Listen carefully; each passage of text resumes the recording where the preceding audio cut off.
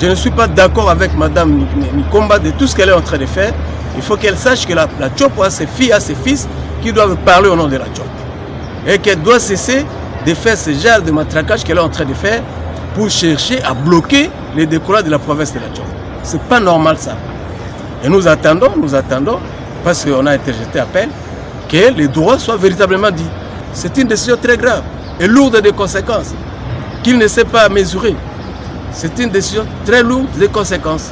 Et moi je me dis, si le juge qui a pris cette décision veut bien amener les troubles dans la province de la Tchop, il en portera seul la responsabilité.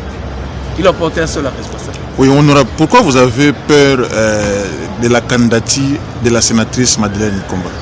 Écoutez, messieurs, moi je ne peux pas avoir peur de la candidature de Madeleine. Parce qu'en fait, il y a des réalités sociologiques qui se passent dans la politique congolaise. Il ne faut pas attendre de moi que moi j'en parle pour qu'on vienne dire non, lui, il est en train de prôner la géopolitique. Mais c'est connu. C'est connu comme ça ici. Tout le monde devient candidat gouverneur chez lui. Madame Nikomba, si elle veut devenir candidat gouverneur auprès de ses oncles, mais il faut qu'elle nous prouve où se trouvent ses oncles. Ces oncles-là qu'on n'a jamais vus, le village de sa maman et consort. Moi, je l'ai dit sans gars.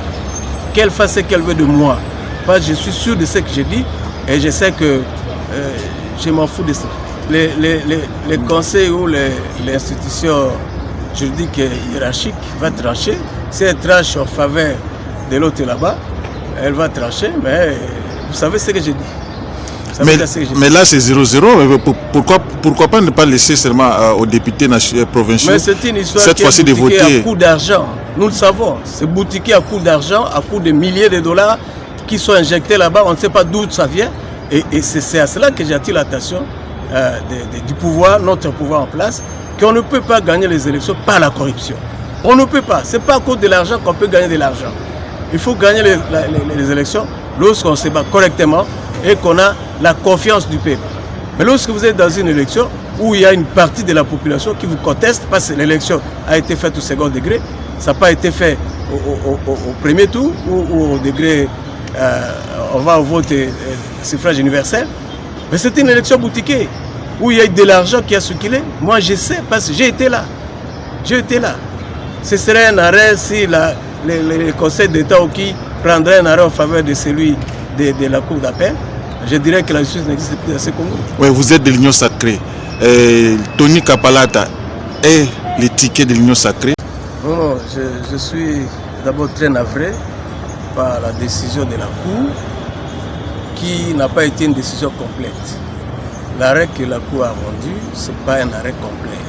Parce qu'en fait, le rôle des juges ou des magistrats, c'est aussi de rechercher les infractions. Les magistrats de la Cour ou les juges qui sont là-bas pouvaient savoir qu'il y a irrégularité et de constater cette irrégularité et en fait de la transformer en une infraction. Pourquoi ils n'ont attendu que le deuxième tour pour venir parler de l'irrégularité? En fait, je ne suis pas magistrat, je ne suis pas avocat ou juriste, mais néanmoins, c'est un arrêt qui paraît tout à fait injustifié.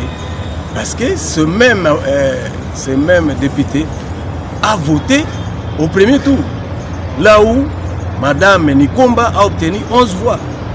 Mais on pouvait dire que c'est ce monsieur-là qui aurait voté Nikomba pour qu'elle ait 11 voix, sinon elle aurait 10 voix. Et pourquoi Nikomba n'est pas allé en justice à ce moment-là? Pour déclarer déjà qu'il y a irrégularité et remettre en cause l'élection dès le premier tour. Elle a attendu au deuxième tour parce qu'elle a su qu'elle n'est pas passée, qu'elle